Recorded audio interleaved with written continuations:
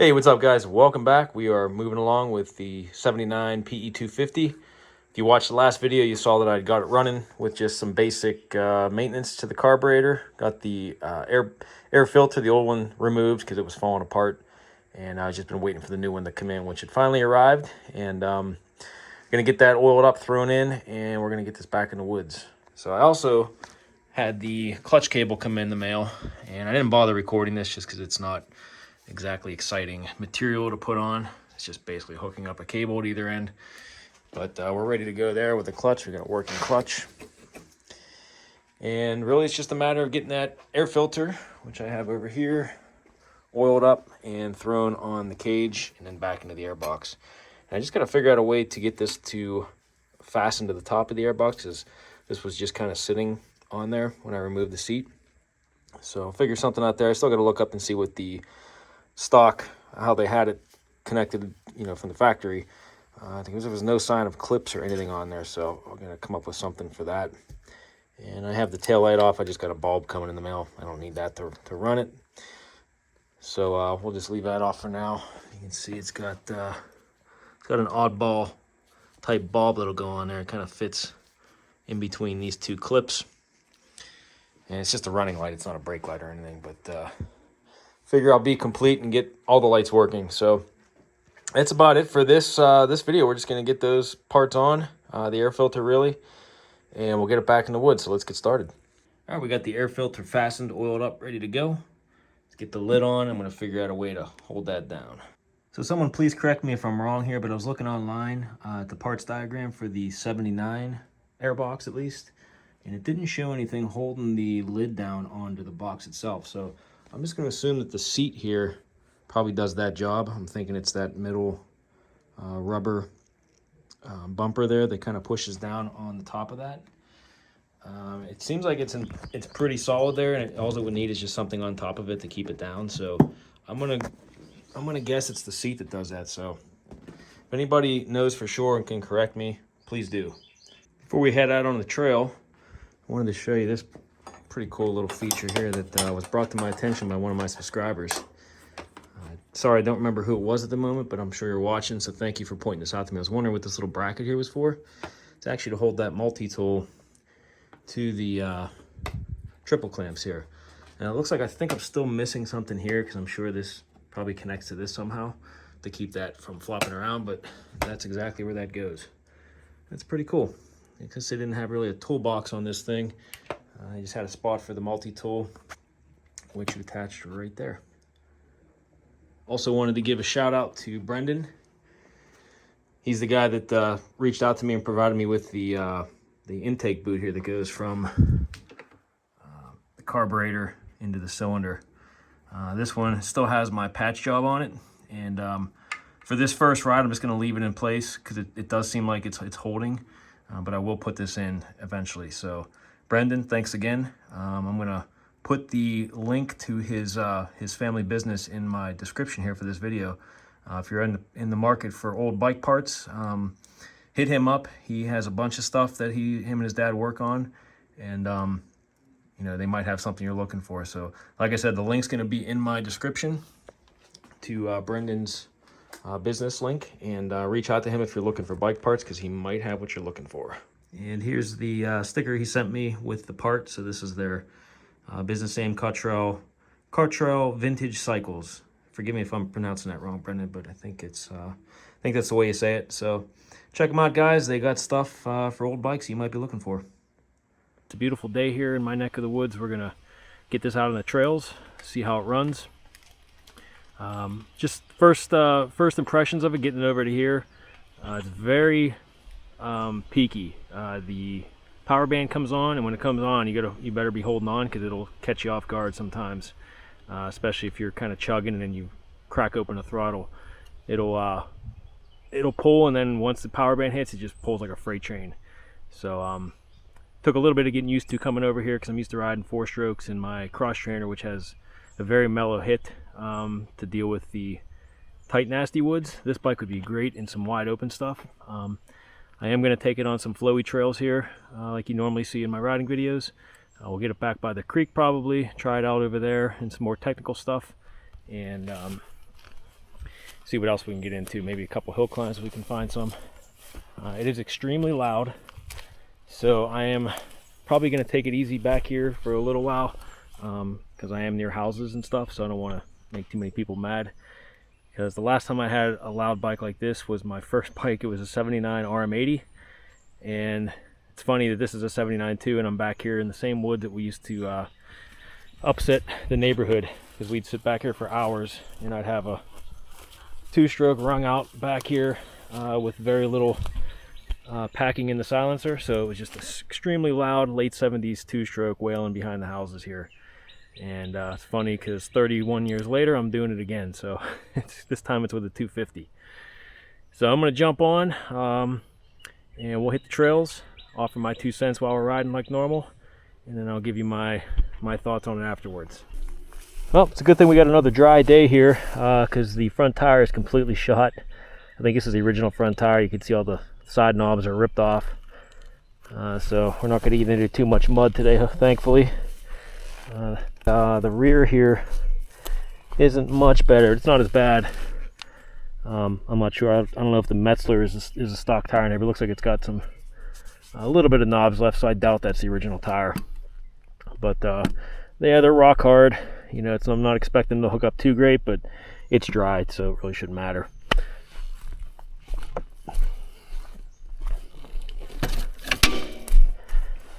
She's already kind of warmed up. Didn't really take much to start it when it was cold. Just you know, normal choke on and a couple little primer kicks, and then some good hard kicks, and it fires right up. First kick, that's nice. She warmed up.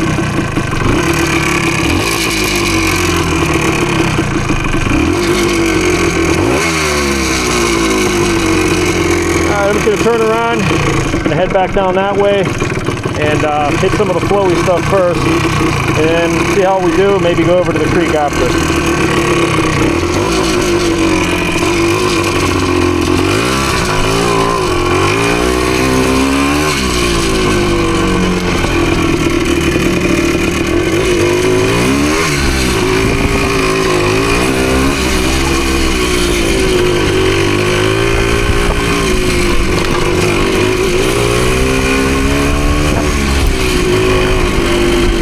So far, it's shifted through the gears nice.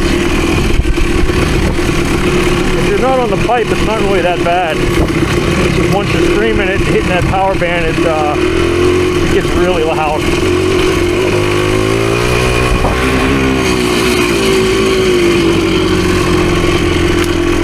So this thing's really comfortable to ride. I was surprised when I got on it.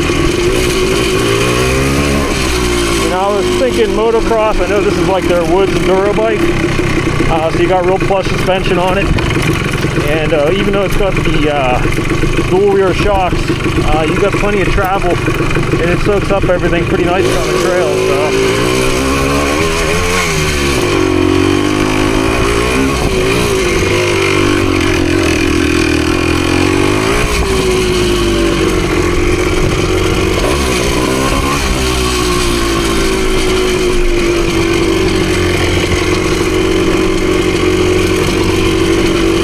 Front and rear, they're not too bad. I've ridden worse.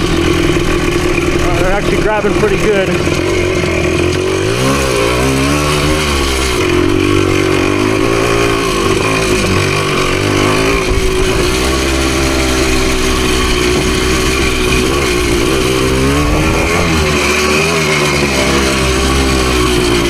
It's got a real low second gear. Just noticed.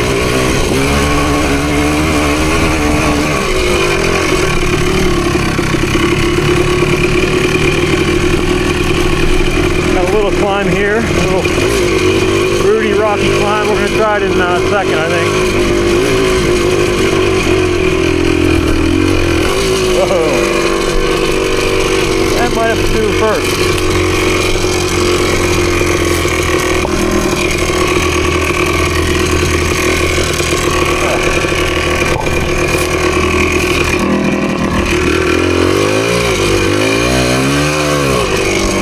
Hung up here. Let's get a little run at that. first gear.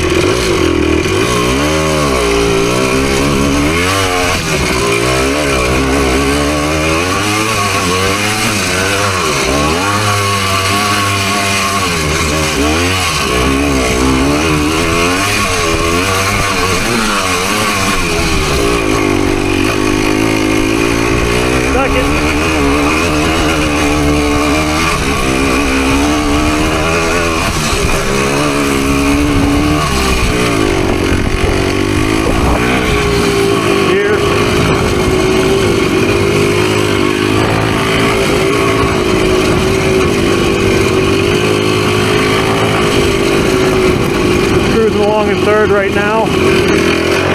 Trying to keep the revs down. We got houses right up there.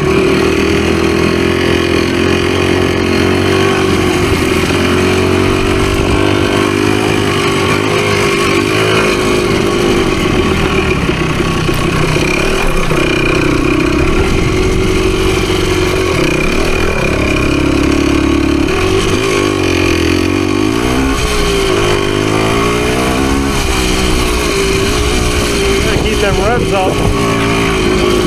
Once you die out, the lower revs. So I just try to chug through stuff, like tractor through it.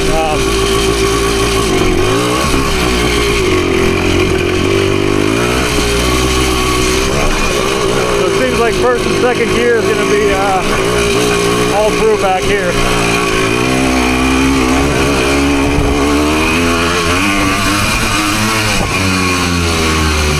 Tire coming up. Sweet.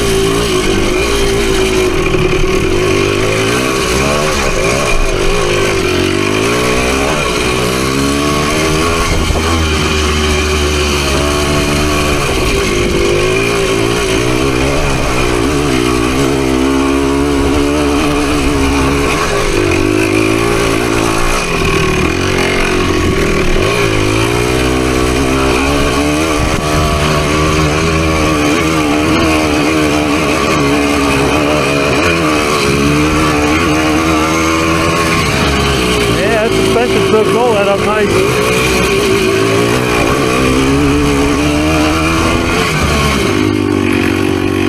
Trying third.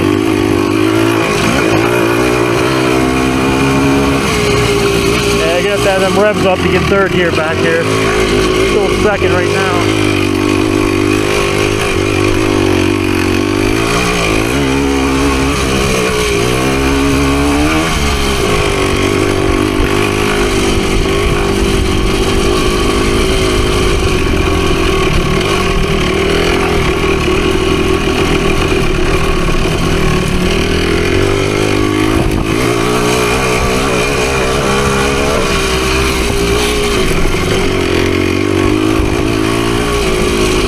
Starting to get used to it now.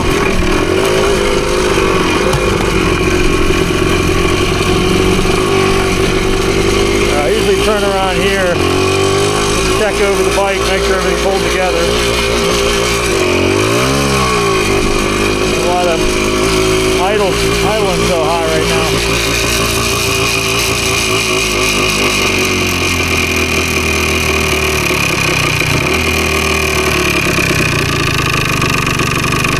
Better. Alright, we're going to look this over real quick. Whoops. Yeah, a little bit too low on the idle, I think. Let's just get a quick look at everything here, just to make sure we're holding together. Everything felt okay. I just want to double check it.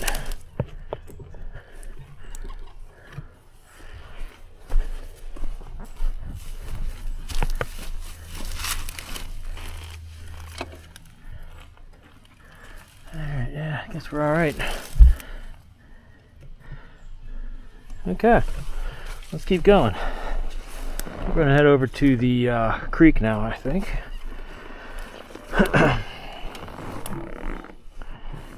Yeah, this thing likes first gear back here a lot. Second gear on some spots. You really can't tractor in second like I thought you'd be able to. But it could be, you know, the gearing or something might have been changed. I didn't even look to see if that was in the stock final drive ratio on the sprocket. So overall, I like it though. It's peaky like a motocross bike, like I expected. So I can't imagine what the RMs were like of that time era. The big ones, you know, I had the 7980.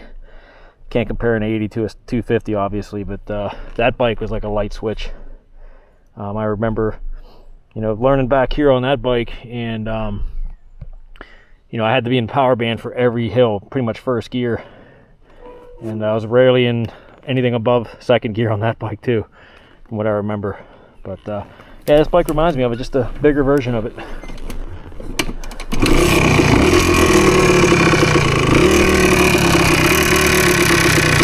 Idle up just a little bit right there.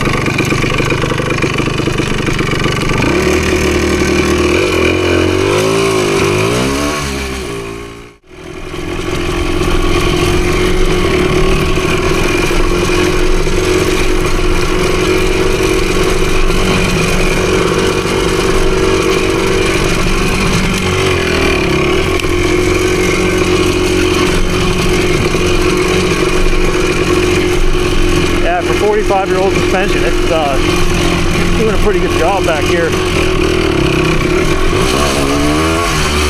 I can see these things being a weapon back in the day for hair scrambles and stuff.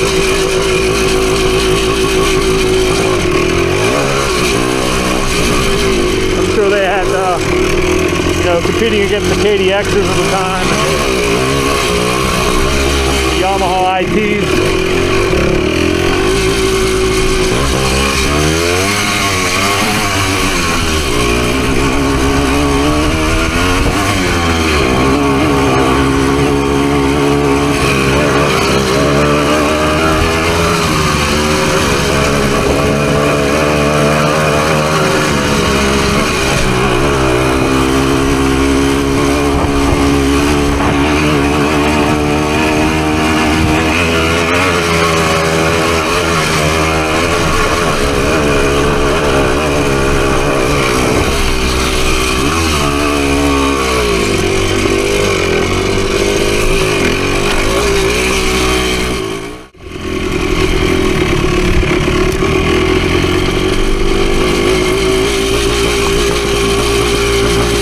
Idle again.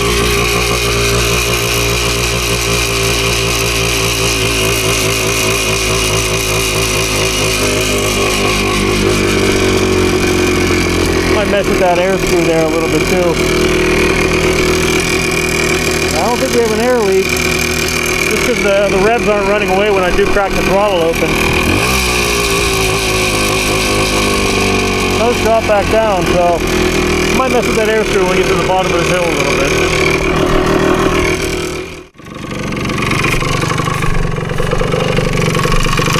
So I got the air screw turned out 1.5 turns out. So might turn it in just a half a turn, see what happens. Because when I did take it off originally, it was out 3/4, not even a full turn. So I'm just going to turn it in another half. So we're one out.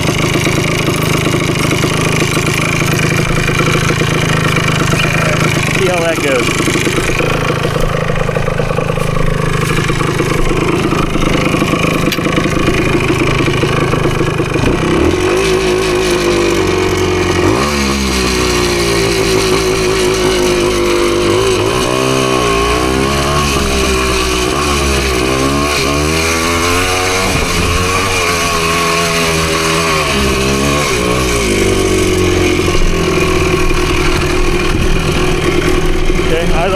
drop back down pretty quick there. That's good.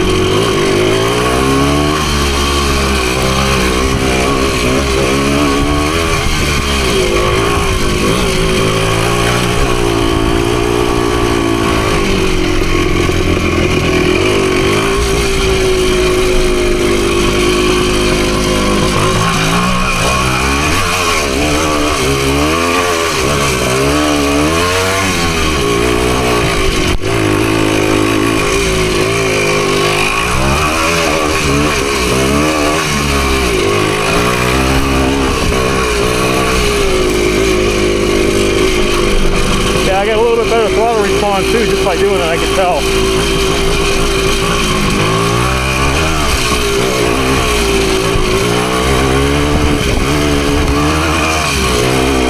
Oh yeah. I think it was running a little bit lean with it out. Just that extra half turn. Third gear, just jogging.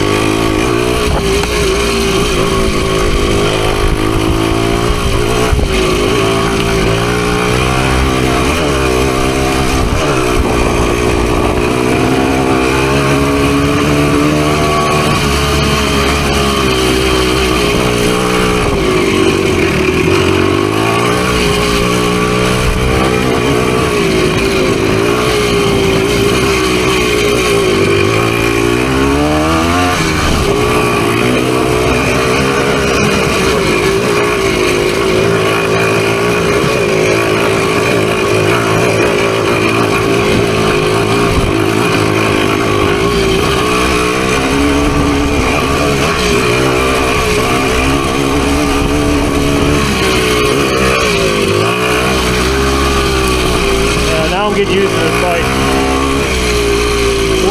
Throttle response is much better.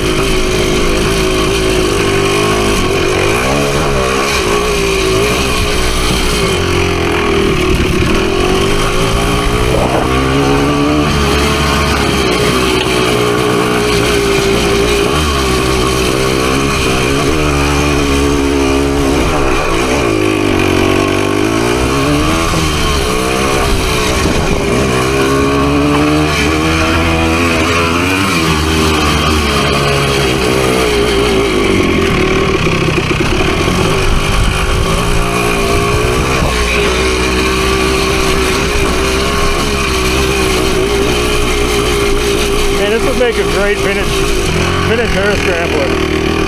Very capable bike, I can tell. Took a little bit of ride to get used to it back here.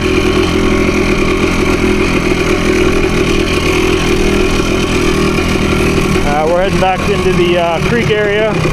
We got some technical stuff here to deal with. See how she does.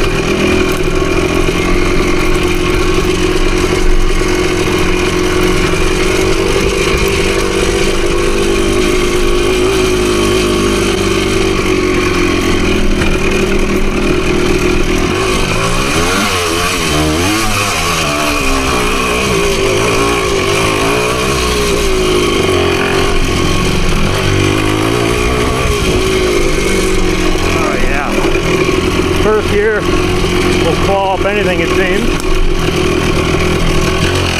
And then second gear right now just crawling through here. It's not bogging like it was before.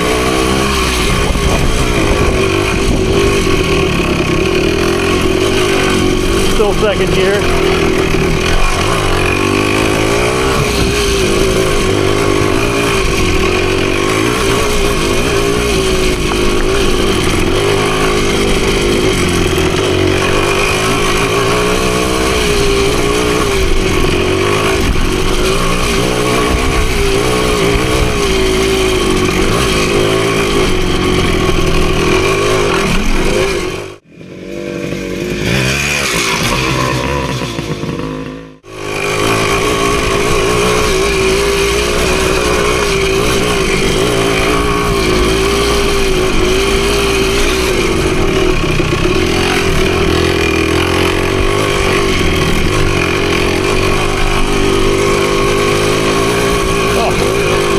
Water went in my mouth. Mud water.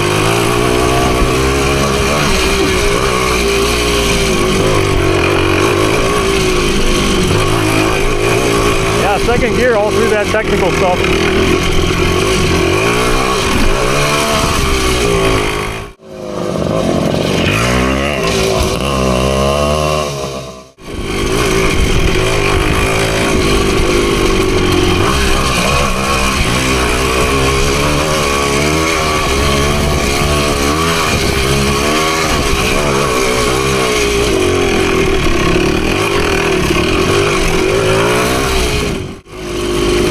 Rock garden, just heats it up. Suspension's great on this bike for back here.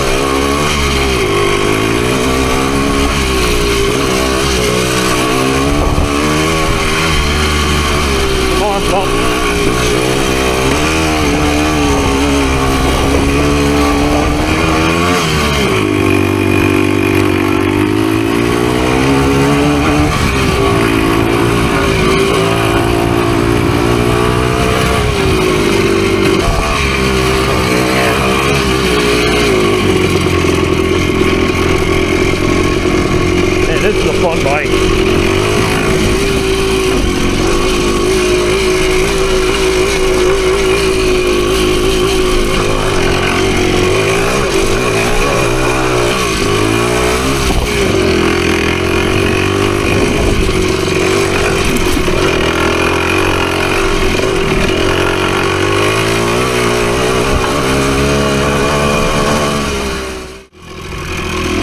Creek riding here.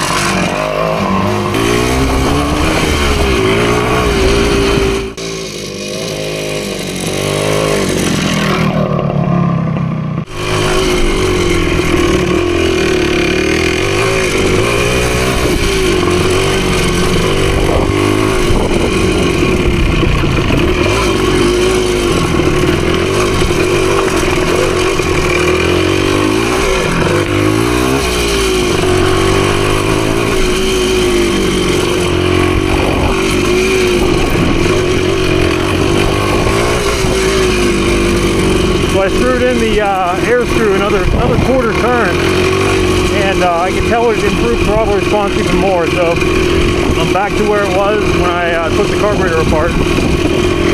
So it was probably there for a reason, probably because it's you know, richened up the mixture a little bit and giving better throttle response in like second and third gear, I can tell.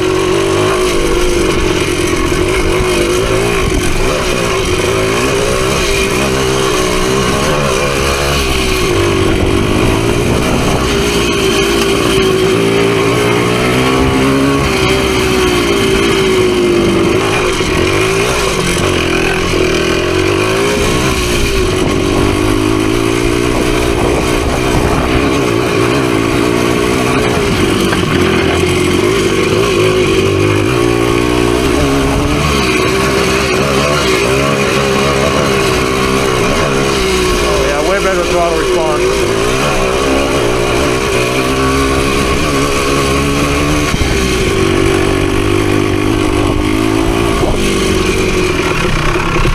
Yeah, I'm able to get into the third more without it bogging quite as much on the slower stuff. Definitely an improvement.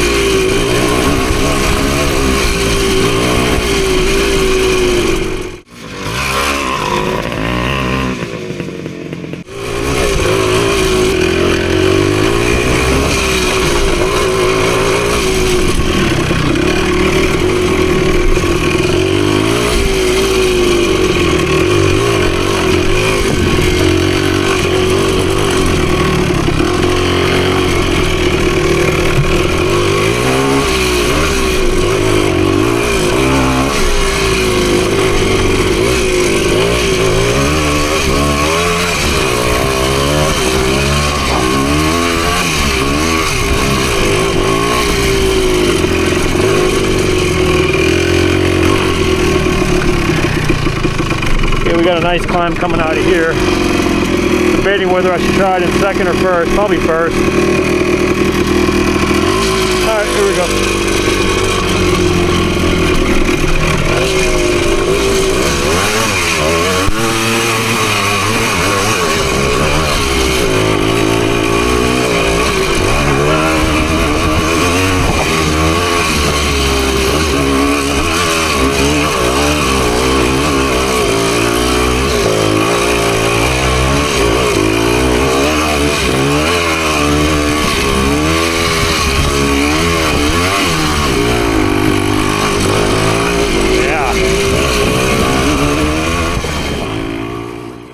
Wow, I'm pretty impressed with this bike. After riding it for, you know, the last half hour or so, got used to it, messed with the carburetor a little bit, got the throttle response to where it should be, and it's an awesome bike back here, I gotta say. At first I was a little bit, you know, I was a little bit not used to the way the power hit and all that, and the carburetor was a little bit out of spec too, so it was kind of throwing me off at the right off idle. It would kind of bog, and didn't have a whole lot of power right off the bottom.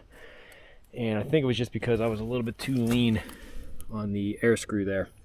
So I turned it in, first turned it in a half, so it was at one turn out, and turned it in another quarter. That seems to be a pretty good sweet spot for it. So I might even turn it in just a little bit more just to see what it does, and then back off from there if we have to. But what an awesome bike for the woods. It's plush, comfortable. It's got a pretty decent riding stance. Like, you can stand up on it easy. You can sit down when you have to for the tight stuff. And just getting used to the gearing a little bit. Once you find where you need to be for the kind of woods back here where it's tight and open in some spots and log crossings, you can manage that stuff pretty easy. The gearing, I'm not sure if it's a stock gearing on here. I gotta look at the teeth, and count them, but I'm assuming it is, because everything else is pretty much untouched on this bike. So, you know, it felt good after getting used to it, like I said, but maybe gearing it down just a little bit for like the tighter stuff, but then you lose that top end speed. I think if I wasn't running my XR200 this year at the Vintage Hare Scrambles at Mid-Ohio, I'd probably want to try to get this thing dialed in. You know, obviously get new rubber front and back. Because look at these tires, they're completely shot. I mean, it's just ripping the knobs off now.